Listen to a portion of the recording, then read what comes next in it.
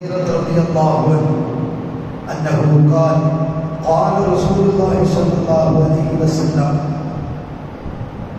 حق المسلم على المسلم خمس رد السلام وعيادة المريض واتباع الجنائز وإجابة الدعوة وتشميت العاتش رواه مسلم. മഹാനായ അബൂ ഹുറൈറ റളിയല്ലാഹു അൻഹു അവിടുന്ന് റിപ്പോർട്ട് ചെയ്യുന്നു. ഇമാം മുസ്ലിം റളിയല്ലാഹു അൻഹു അവിടുത്തെ സ്വഹീഹുൽ മുസ്ലിമിൽ ഈ ഹദീസ് രേഖപ്പെടുത്തുന്നു. നബി സല്ലല്ലാഹു അലൈഹി വസല്ലമ തങ്ങൾ പറഞ്ഞു, ഹഖ്ഖുൽ മുസ്ലിമി, ഒരു മുസ്ലിമിന് ബാധ്യതയാണ്, അലൽ മുസ്ലിമി, മറ്റൊരു മുസ്ലിമിന്റെ മേൽ, ഒരു വിശ്വാസിക്ക് മറ്റൊരു വിശ്വാസിയുടെ മേൽ ബാധ്യതയുണ്ട്. അഞ്ച് കാര്യങ്ങൾ. ഒരു മുസ്ലിമിന് മറ്റൊരു മുസ്ലിമിന്റെ മേൽ ബാധ്യതയാണ് അഞ്ച് കാര്യങ്ങൾ. ആ അഞ്ച് കാര്യങ്ങൾ മറ്റൊരു മുസ്ലിമിന് ഒരു മുസ്ലിമിന് ചെയ്തു കൊടുത്തിരിക്കണം. ഇല്ലെങ്കിൽ അല്ലാഹു നമ്മളോട് ചോദിക്കും, എന്തുകൊണ്ട് ചെയ്തില്ല, എന്തുകൊണ്ട് നീ അത് ചെയ്തില്ല? നീ ഒരു മുസ്ലിമായിരുന്നു, നീ മുസ്ലിമായിട്ട് ജീവിച്ചു, നിന്റെ സഹപ്രവർത്തകനായ വിശ്വാസിക്ക് ആ അഞ്ച് കാര്യങ്ങൾ എന്തുകൊണ്ട് നീ ചെയ്തില്ല? ഓരോരുത്തരോടും അല്ലാഹുവിന്റെ ചോദ്യമുണ്ടാകും. ഏതാണ് ആ അഞ്ച് കാര്യം? അല്ലാഹുവിന്റെ പ്രവാചകൻ പറയുന്നു, റദ്ദുസ്സലാം, സലാമിനെ മടക്കൽ, സലാമിനെ മടക്കൽ. സലാം പറയാൻ എന്തേ ഉള്ളു? സുന്നത്തേ ഉള്ളു. സലാം പറയാൻ സുന്നത്തേ ഉള്ളു. പക്ഷെ പറഞ്ഞു കഴിഞ്ഞാൽ മടക്കൽ നിർബന്ധമാണ്. ഒരാൾ അസ്സലാമു അലൈക്കും വറഹ്മത്തുള്ളാഹ് എന്ന് പറയാൻ നമ്മൾ അയാൾ കേൾക്കത്തന്നെ വഅലൈക്കും സലാം വറഹ്മത്തുള്ളാഹ് എന്ന് പറയണം.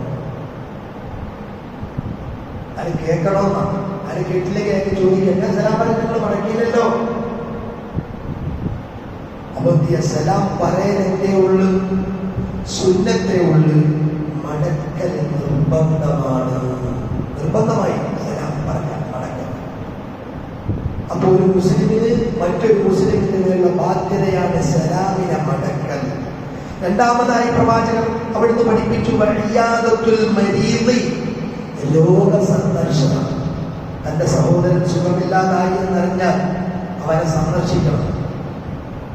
അതൊരു നിസ്സാര രോഗമാണെങ്കിലും ശരി, സന്ദർശിക്കൽ സുന്നത്തുണ്ടെന്ന് മുഹമ്മദ് മുസ്തഫ സ്വല്ലല്ലാഹു അലൈഹി വആലിഹി വസഹബിഹി വസല്ലം അവിടുന്ന് പഠിപ്പിച്ചു തരിക. ഈ ഹദീസ് വിശദീകരിച്ചുകൊണ്ട് ഫുഖഹാക്കൾ പറയുന്നത്, വലൗ കാന റമദൻ, അത് ചെങ്കണ്ണ് രോഗം, നിസ്സാര രോഗമാണ് ചെങ്കണ്ണ് രോഗം. അത് ബാധിച്ച് കിടന്ന ഒരാളാണെങ്കിൽ അയാളെ സന്ദർശിക്കണം. അപ്പൊ ആ നിസ്സാര രോഗം എന്നത് അത്രയും അതിന്റെ നിസ്സാരത അറിയിക്കണം. അത്രയും ഒരു ചെറിയ രോഗമാണെങ്കിലും ശരി, തന്റെ സഹോദരനെ സന്ദർശിക്കണം.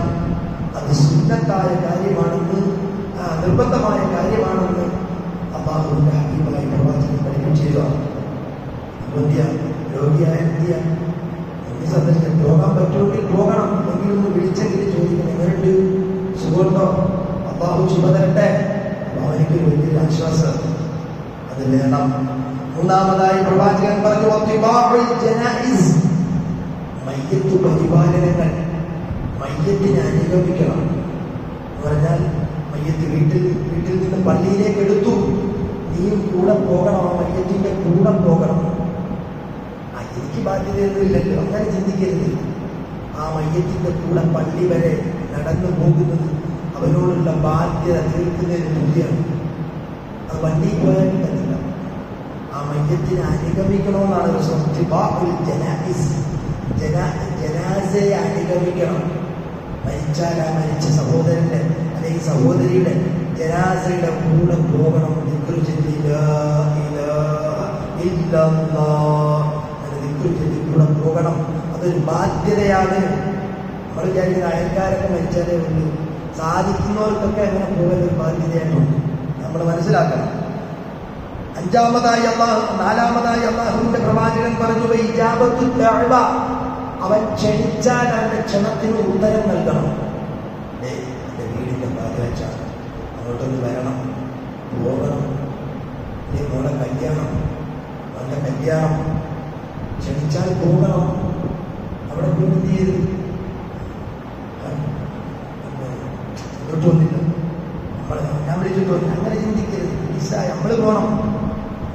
സാമ്പത്തിക ഇടപാടൊക്കെ അത് നമ്മുടെ നാട്ടാചാരം, ഇവിടെ പോകലാണ്. സഹായിക്കുക എന്നുള്ളത് നമുക്ക് ദീനിലുള്ളതാണ്. അപ്പോൾ എന്ത് ചെയ്യാൻ, ക്ഷണിച്ചാൽ തൻ്റെ സഹോദരൻ വീട്ടിലേക്ക് ക്ഷണിച്ചാൽ വിളിച്ചാൽ പോകണം.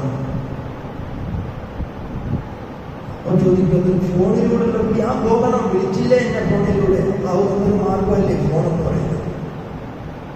വീട്ടിൽ വന്ന് വിളിച്ചേ ഞാൻ പോകത്തുള്ളൂ, അങ്ങനൊന്നും വാശിയിരിക്കരുത്.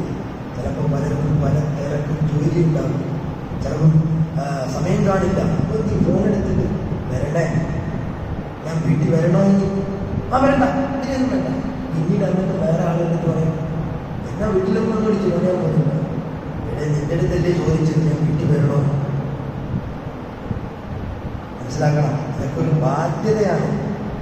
ഇതൊക്കെ ഈ ബാധ്യതയൊക്കെ നിറവേറ്റിനെ അള്ളാഹു അവർക്ക് ചോദിക്കും. പിന്നീട് അള്ളാഹുവിന്റെ പ്രവാചകൻ അഞ്ചാമതായി പറയുന്ന തശ്മീത്തുൽ ആതിഷ്, തുമ്മിയവനിക്ക് വേണ്ടി ദ്വാരക്കണം.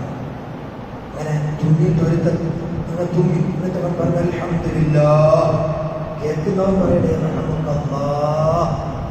കേൾക്കുന്നവൻ അൽഹംദുലില്ലാഹ് അവൻ പറഞ്ഞ സ്ഥിതി, അവൻ പറഞ്ഞു ഇത് ഞാൻ കേട്ടു, എന്നാൽ ഞാൻ പറയണേ റഹ്മത്തുള്ളാഹ്.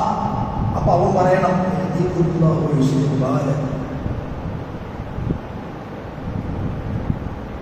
ഇങ്ങനെ കുറേ മര്യാദകളുണ്ട്. ഈ 5 കാര്യങ്ങൾ നമ്മുടെ തങ്ങൾ നമുക്ക് പഠിപ്പിച്ചു തന്നത്. തുമ്മിയാൽ അൽഹംദുലില്ലാഹ് അപ്പൊ പറയണം അൽഹംദുലില്ലാഹ്. കാര്യം ഹാർട്ട് നിന്നേത്, ആ ഹാർട്ട് വീണ്ടും പ്രവർത്തിച്ചില്ലേ ഞാനിവിടെ മരിച്ച മയ്യത്തായി പോകും. അങ്ങനെ പ്രവർത്തിച്ച റബ്ബേ, എൻ്റെ ഹാർട്ടിനെ ഓഫാക്കിയിട്ട് ഓണാക്കിയ റബ്ബേ അൽഹംദുലില്ലാഹ് നിനക്ക് സ്തുതി. ഇത് കേട്ടവൻ അല്ലാഹു നിനക്ക് റഹ്മത്ത് ചെയ്യട്ടെ, ഇപ്പൊ മരിച്ചുപോയനെ, ഇപ്പൊ മയ്യത്തായനെ, ഓഫായതാ ഹാർട്ട്, ഓണായി.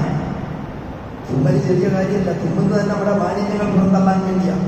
അപ്പോൾ അള്ളാഹു നല്ലവർക്ക് പഠിക്കാനും പഠിച്ചതനുസരിച്ച് പ്രവർത്തിക്കാനും അള്ളാഹു നമുക്ക് തൗഫീഖ് നൽകി അനുഗ്രഹിക്കുമാറാകട്ടെ. റഹ്മാൻ റഹീമായ റബ്ബേ, സാധുവായി ഞാൻ പറഞ്ഞത് പ്രിയപ്പെട്ടത് കേട്ടത് നിന്റെ വലിയ